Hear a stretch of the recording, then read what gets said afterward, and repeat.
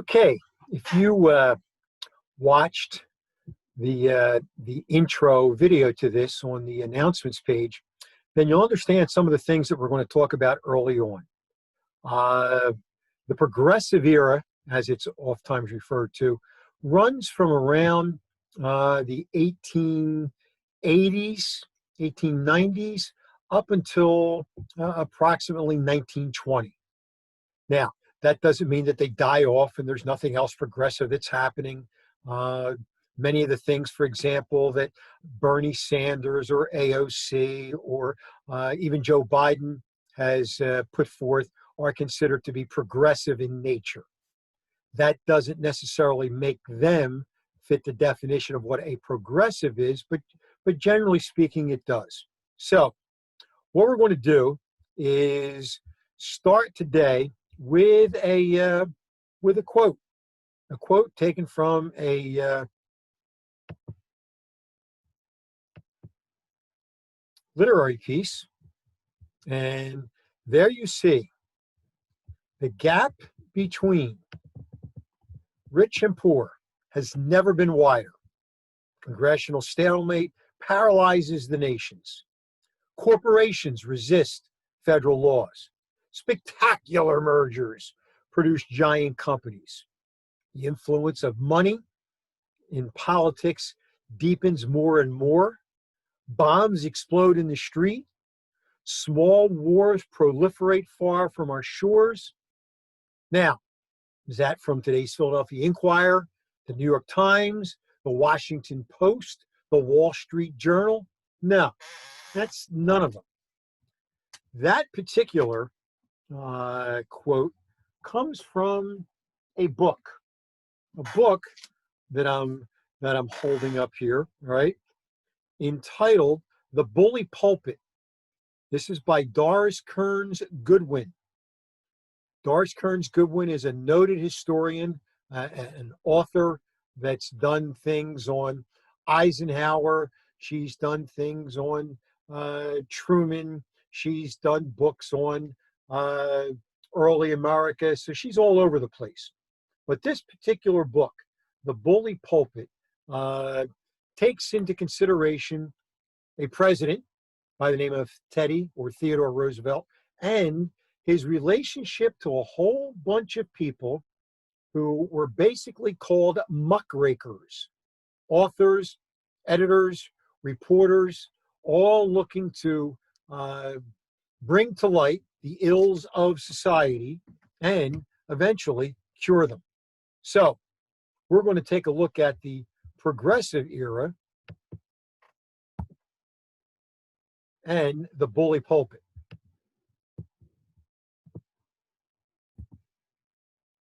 If you will, I want you to take a close look at this picture.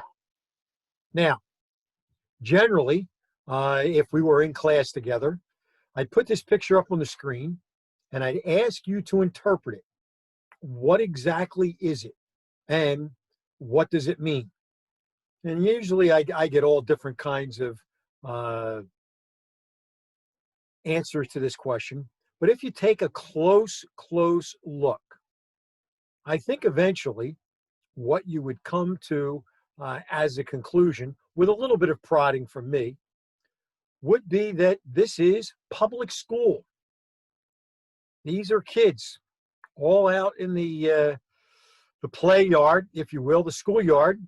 And if you take a real close look at it, take a look at the individual climbing the pole here and water that's being sprayed out from the pole. In many cases, that's the only shower those kids got in months. This is an example of public school. The government had finally passed laws making school for certain ages mandatory in many places. And it shows you the conglomerate of kids that were packed into these schools. You'll notice some are wearing ties, some are still wearing the stuff they slept in. Others, here's one of the teachers, obviously, with the straw hat and the tie, and you see them walking through the background. So This is public school. And this is some of the things that progressivism was going to attempt to deal with.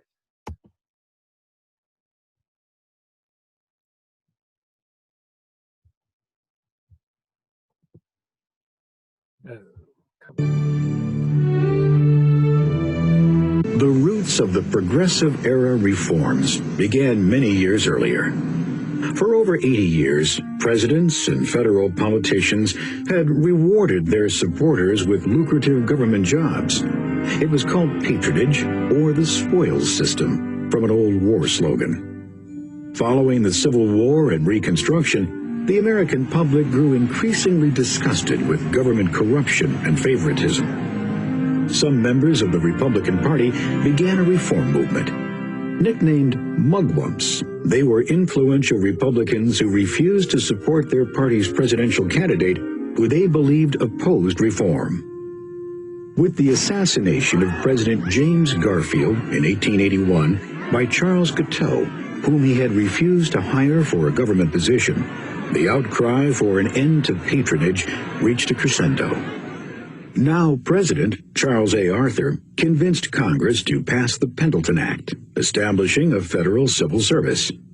Federal workers would now be hired based on competitive exams rather than political influence. Slowly, civil service regulations were expanded to almost all government jobs. The mugwump concept of an honest government based on merit laid the groundwork for progressive reform, as did two other political groups, the populists and the socialists. After the Civil War, many Americans returned to or began farming, but over the next decades there was an overproduction of farm goods. With more supply than demand, prices plummeted lower and lower. At the same time, the cost of seed, fertilizer, and railroad transportation increased, leaving more and more farmers little money to support their families and still pay their debts to bankers. In protest, farmers began to organize political parties. Of them, the Populist Party emerged as the most powerful. The Populists supported an income tax based on earnings to support the government, rather than the tariffs then charged to farmers and businesses. They demanded a shorter workday, government loans to farmers, the direct election of state senators, secret ballot voting, and other election reforms. But Republican William McKinley defeated the populist-supported presidential candidate, Democrat William Jennings Bryan, in 1896, and the Populist Party, if not its causes, faded. By 1900, another political movement emerged, demanding even more radical change, an end to capitalism itself. Eugene V. Debs was one of the founders of this new political force, the Socialists.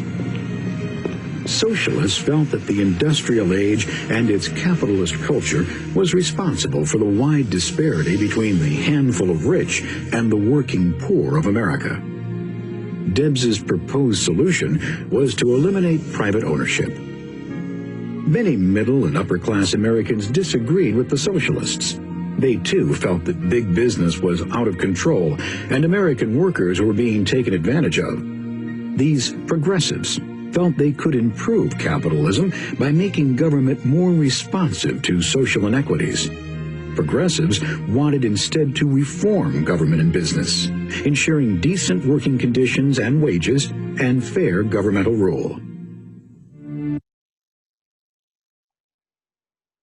So, who were these people that took up the torch after the populists had passed it on, and what were they after, right? Well, basically, they're from the middle and upper class, as you see there. In 1870, you had around 750,000 that were classified as that. And then shortly thereafter, only 40 years later, 10 million fit into that classification. Most of these people in the reform movement of the progressives were college educated. As has always been the case since the founding of this country, women dominated the reform movements. Just take a look at some of the things that are happening today. You had journalists, the muckrakers that I spoke about earlier, and we're going to take a much longer look at them as we go on, all right? And of course, they're dealing with social evils. You're despicable. And they were despicable.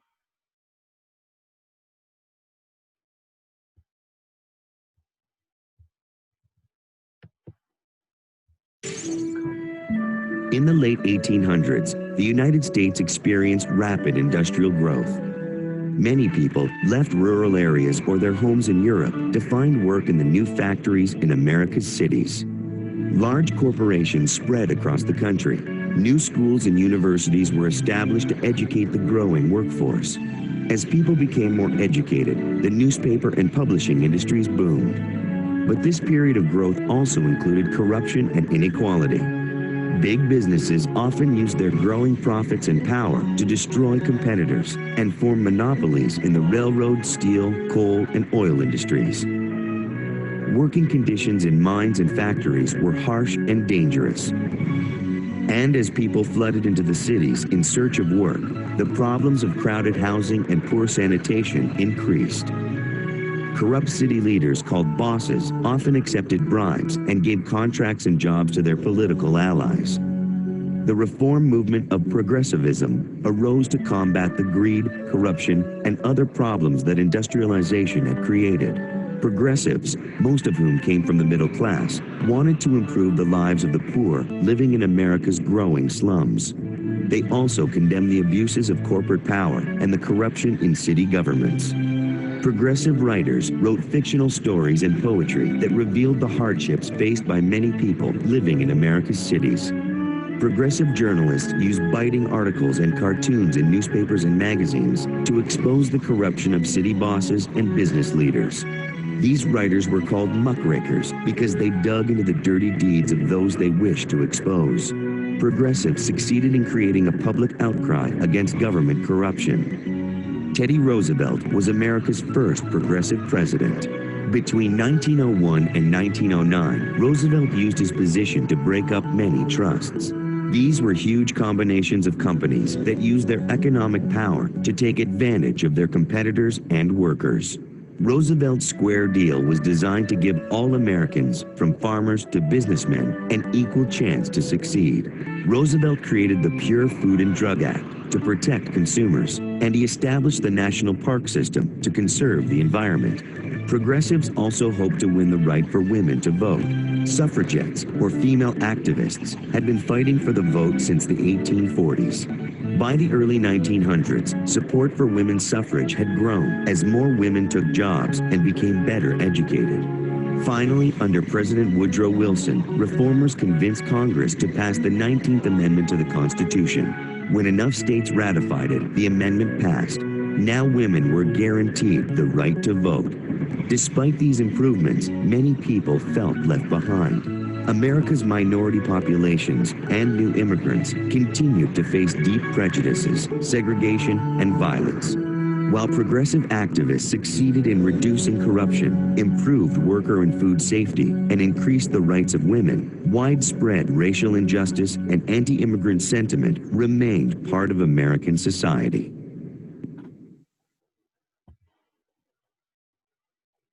Now, this is the term that's come up quite often, so let's take a look at muckrakers.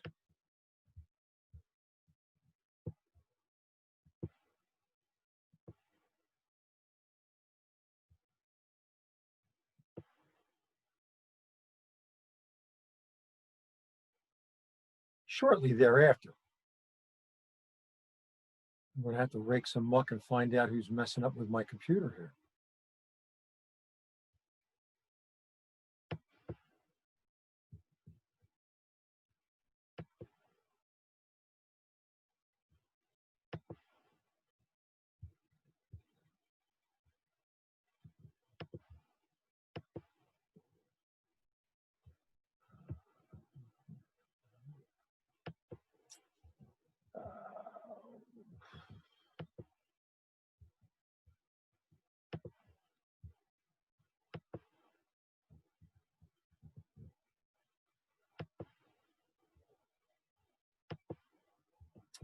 Okay, we're going to have to go through this whole thing again. Pardon the technical glitches here.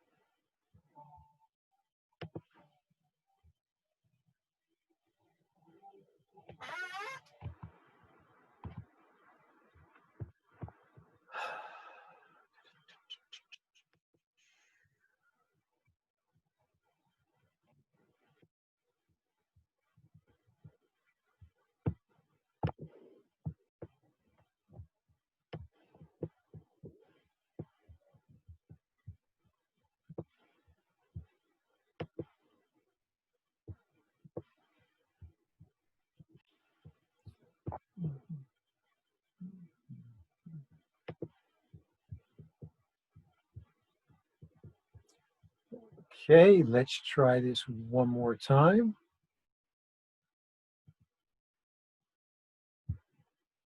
Hopefully we're recording. If not, I'm going to be one angry individual.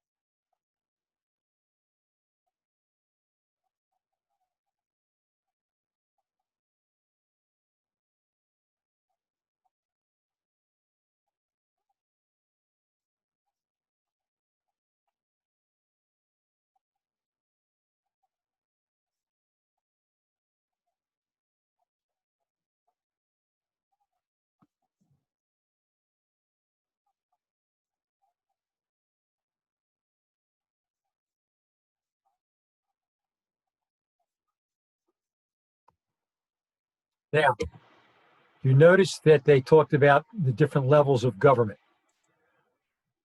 The reforms that were initiated began with these muckrakers. Let's take this gentleman, for example. Okay. John Spargo writes The Bitter Cry of the Children. Spargo was classified back then as a socialist. Now, again, that is a word that is politically toxic today. You often heard Trump the other night in debates throw that word at Biden. Very few, including Trump, even know what the word socialist means. And there is no one definition. Back then, and really you could argue now, the accurate definition of socialist was to get government to take over certain activities, perhaps even ownership of certain utilities, and to get involved in social reform. That was a quote unquote socialist.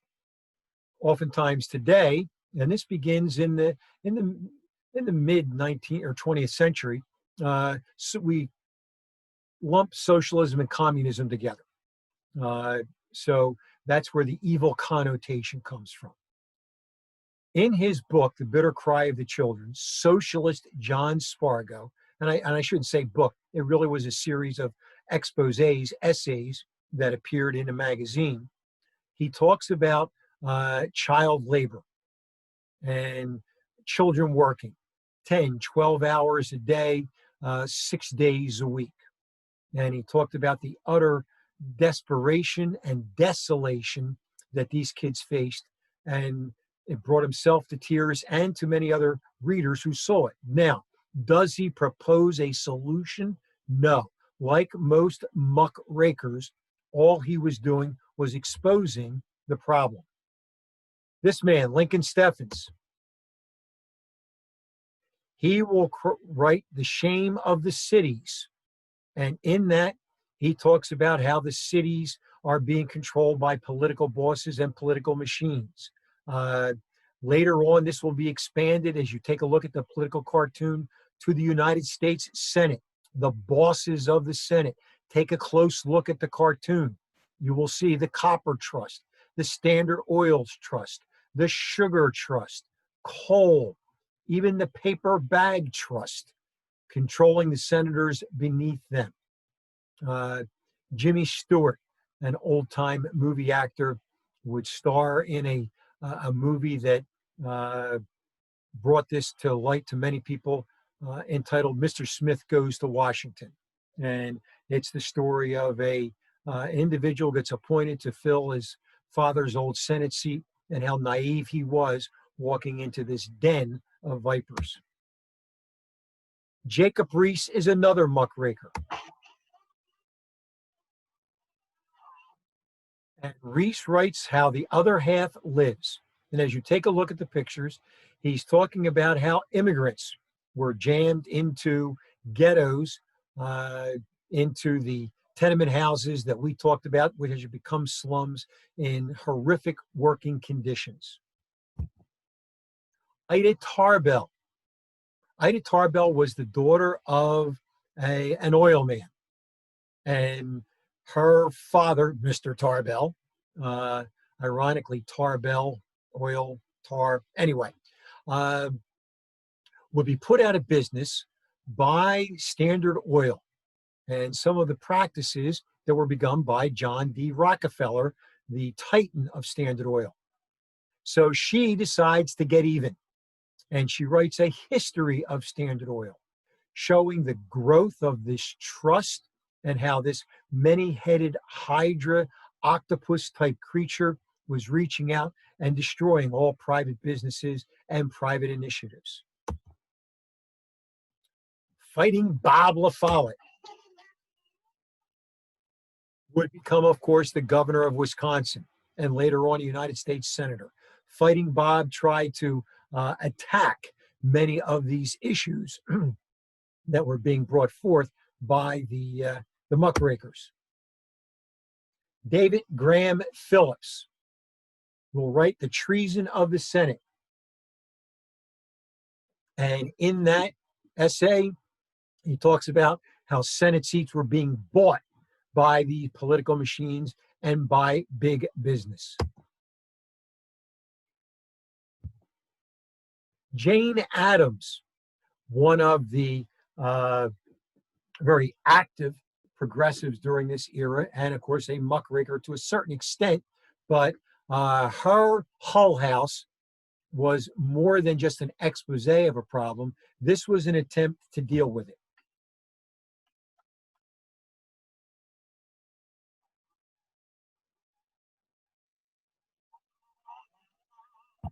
Now, what she's began, as you see there in Chicago, the Hull House was an attempt, and I've mentioned this to you before when we talked about immigrants, was a social outreach program because the government had none for newly arrived immigrants, whether it was housing, jobs, education, language difficulties, medical problems. The Hull House, which would open up in many different branches throughout the United States, was an attempt to deal with that. And in dealing with it, she brought into full light the problems that immigrants face when they came to this country.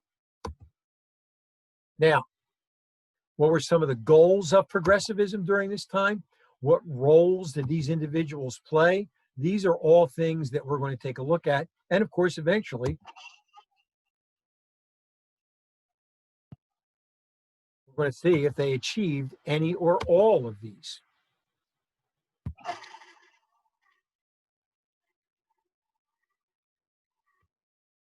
Now, let's discuss what progressivism is. It's not a single movement united by a single goal. In other words, there isn't one thing that everybody wants, and people in different cities, in different towns, in different parts of the nations wanted different things. And we've talked about this previously, different groups wanted different things. So unlike the populace, which eventually united into one movement and had a great deal in common in terms of what they wanted, because as farmers, for the most part, they all faced the same problems. This was not the case with the progressives. Obviously, they're concerned over the influence of big business, and this rapid industrialization was nothing new. It was gleaned from the populace. But it was primarily an urban movement, whereas populism existed primarily, again, in the rural areas. It was more in the South and in the West than the progressivism, which was basically in the Northeast and the upper Midwest.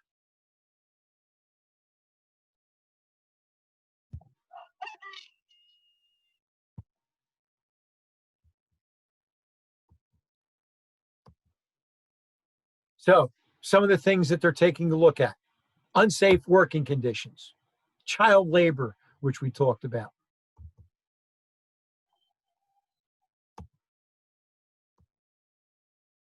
Let's take a look at this particular social ill. Think about both the bitter cry of the children and Jacob Riis's How the Other Half Lives. Ecology, pollution, the city's black with grime that was coming out of, for example, in Pittsburgh from the steel mills, the coke furnaces that was taking the coal and turning it into steel. Yeah, this is a joke. Take a close look. This is the pay stub that you filled out at the end of the week. Now take a really close look. This person worked a total time of 23 and a half hours. And for all of the 23 and a half hours, they were paid $1.78. That's not an hour. That's $1.78 for all 23 and a half hours. So obviously, the growing gap between rich and poor can be well illustrated as you take a look at the difference between what the rich were making and what the workers were making. So they turn to the government. And when they see that the government is in the grip of big business and these corrupt political bosses, there obviously has to be reform in government. Ah, yes, Uncle Sam being led down the yellow brick road. And who are they off to see? The wizard. So, break up bad trusts. More democracy. The more people participating, the better it is. Again, think about the main message that's coming out in this election. Vote, vote, vote. All these groups that are trying to get people out to vote. Should I not remind you that you should also vote? So, women and their efforts to get the vote. Ironically, there's going to be a rather strange connection between the Ku Klux Klan and women seeking the right to vote and people who are trying to do away with alcohol, the Anti-Saloon League. All of them are going to, pardon the phrase, fall into bed with one another as they each try to use the other to get exactly what they want.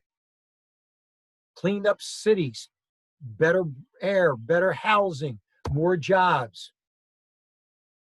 And the government is going to be asked to deal with these things. Again, this was not something that was done before. This is something today we take for granted.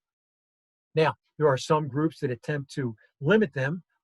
Trump, for example, issued 1 million executive orders stopping or doing away with many of Obama's, for example, environmental laws. And other laws that made it easier for big business to grow their industries and hire workers, which in itself is a good thing. But at what long-term price does it come in? Obviously, we could increase the lumber industry if we chop down more trees. But what does that do from an ecological standpoint? So the trusts and the pirates, captains of industry, or were they pirates? This magazine, McClure's magazine, will reach its zenith during this time period. Most of the authors that were part of the muckraking clan, if you will, wrote for McClure's.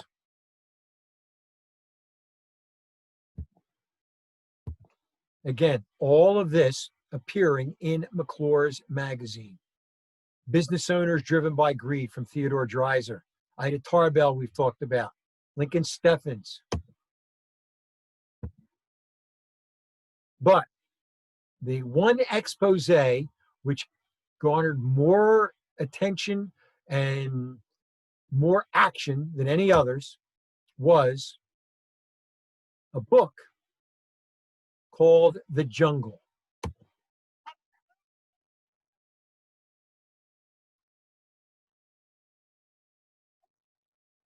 Oh, well.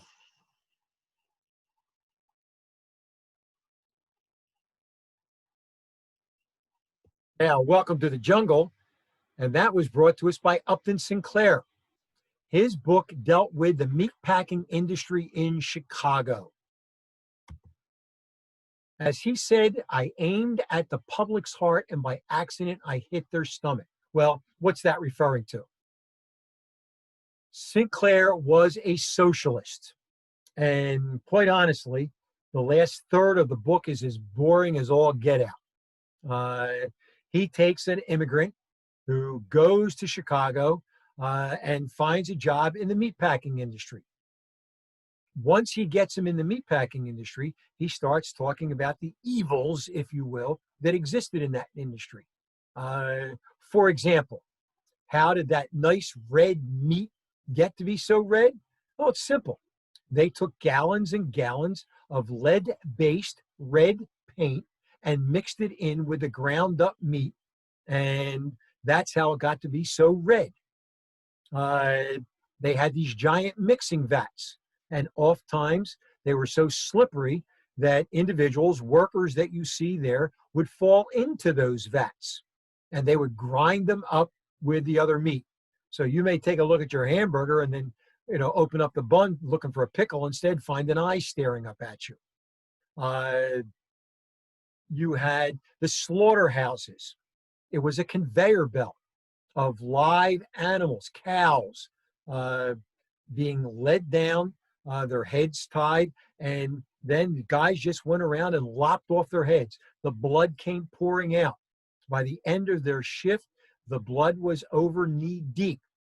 You had incidents where these individuals sometimes would slip on these extremely wet floors, fall in the blood, and drown because nobody saw them down there. Because as they fell, they hit their head and passed out. That was what he referred to as hitting them in their stomach. What he tried to do in the last third of the book was show how the protagonist in the book finds his salvation by joining the socialist movement, and he talks about the evils of capitalism and the good parts of socialism. But by that time, most people weren't even paying attention. They were so taken up with the ills that they had just been bombarded with that they were sometimes too sick even to finish the book. Now, it will result, while Teddy Roosevelt's president, with the Pure Food and Drug Act and the Meat Inspection Act. Take a look the next time you buy a good piece of meat. You'll see that it should have a stamp on it, FDA approved, Food and Drug Administration.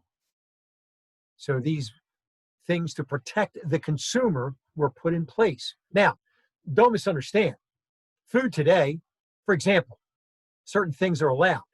Those of you who bite into a Nestle's Crunch, you might take a close look at what you're crunching into, because by code, by law, a certain amount of rat turds are allowed into candy, particularly chocolate.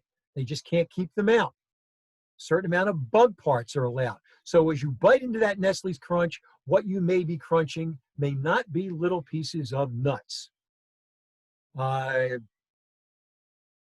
McDonald's hamburgers, again, one of the things that are not well regulated, according to some, this is not my opinion, is the chicken industry. Salmonella. It's always wise before you start cutting up the chicken and cooking it is to rinse it very slightly. Ah, yes, bugs in the meat.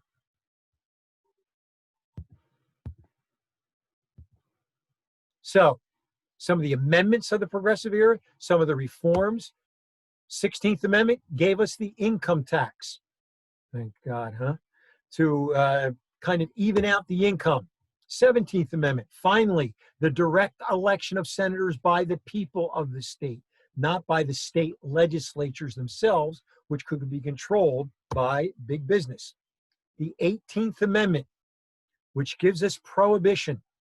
And later on, of course, that 18th Amendment in 1919 would be, now the date's important, by the way. Not that you have to remember it, but you'll see how this plays into other areas, particularly in the World War I. But eventually, this would be the only amendment ever repealed. The 19th Amendment would give us women's suffrage and the right to vote. Now, the 20th Amendment would repeal the 18th Amendment.